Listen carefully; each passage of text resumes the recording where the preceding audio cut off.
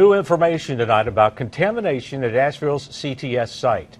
The EPA reports a new plume of toxic industrial solvent mixed with petroleum floating on groundwater. The plume was found during testing in preparation for a Superfund cleanup. News 13's Emma Wright talked with the neighbors and is live at the site with more.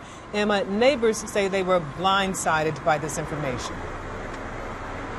They do. They say they read about the new toxic discovery in the newspaper. They say they're furious the EPA went to the media before telling them first.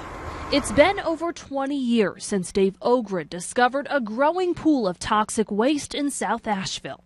There was a huge so-called pond, shimmery silver, blue, green. There was hundreds of barrels, don't know full or empty. Ogren says he reported the dump site in 1990 and has been waiting for cleanup ever since. I just quickly called Buncombe County, NC Diener, EPA, and just figured I did my job, they'll all be taken care of, and never thought about it until way years later.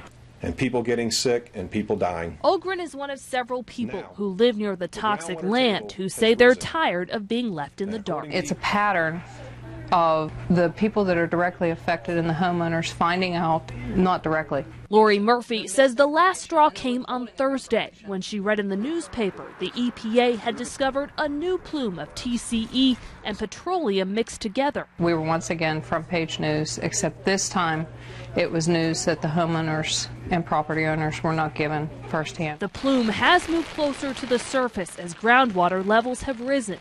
Neighbors say they're afraid for their health and their children's health. My feeling is why, after all these years, when they know this toxic situation is there, why something hasn't been done. The EPA says new test results are still being examined and will be released to the public after a review.